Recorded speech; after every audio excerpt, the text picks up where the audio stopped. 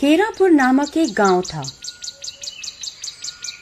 उस गांव में एक बहुत ही पुराना सूखा कुआं था।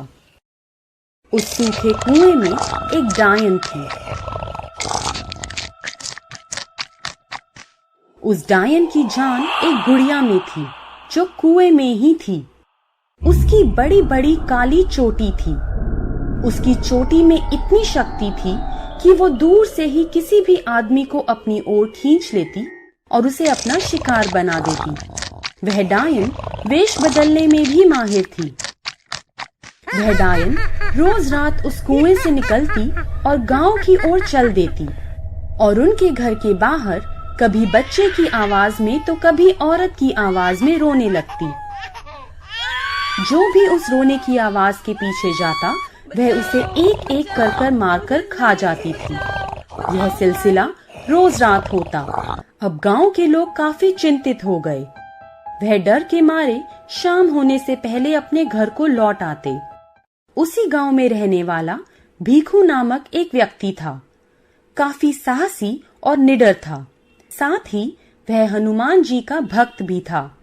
उसने हनुमान चालीसा मुंह जुबानी याद कर रखी थी। एक रात भीखू को काम से लौटने में देरी हो जाती है और वह डायन कुएं से निकलकर आती है। अपना सुंदर सा रूप धारण कर उस ओर चल देती है। रास्ते में भीखू उसे मिलता है। भीखू कहता है, कौन हो तुम? बहुत सुंदर हो। कहाँ से आ रही हो और कहाँ जा रही हो? वह बोली, मैं तुमसे ही मिलने आई हूँ। मैं तुम्हारी रिश्तेदार हूँ और तुम्हारे पास ही आ रही थी। अब बहुत रात हो गई है। चलो चलो जल्दी घर चलते हैं। यह कहकर वह जल्दी जल्दी घर में जाने लगती है। अरे अरे, मैं तुम्हें नहीं जानता और तुम अपने को मेरी रिश्तेदार कह रही हो? तुम कहाँ रहती हो और कहाँ से आ रही हो? मैं पास के ही गांव में रहती हूँ और तुम मुझे नहीं जानते, लेकिन तुम्हारे पिताजी मेरे पिताजी के बहुत ही पुराने रिश्ते में हैं। चलो हम चलते हैं। पर अभी तुम इतनी जल्दी जल्दी कहाँ जा रही हो?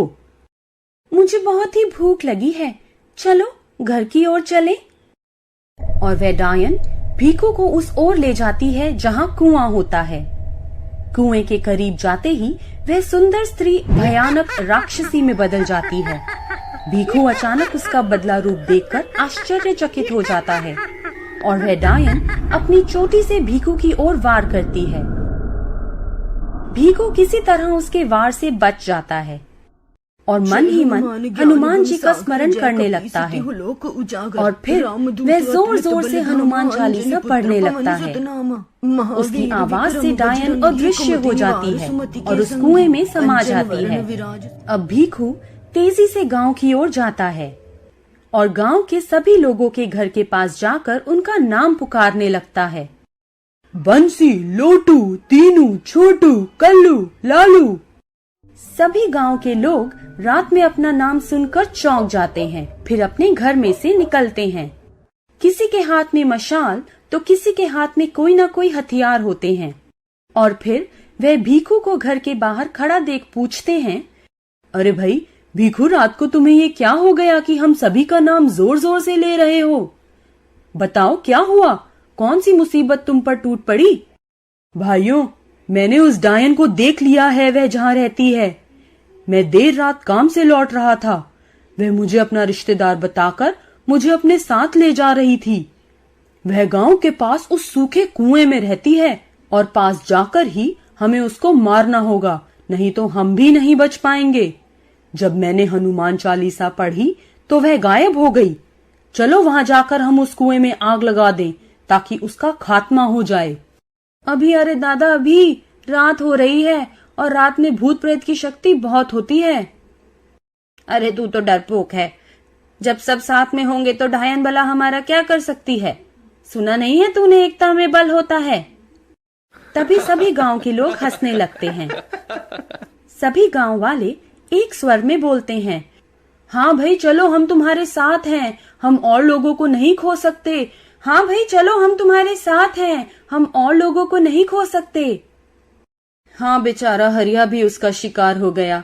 तभी तो आज तक उसका पता नहीं चला और न जाने कितने लोग उसका शिकार हो गए होंगे।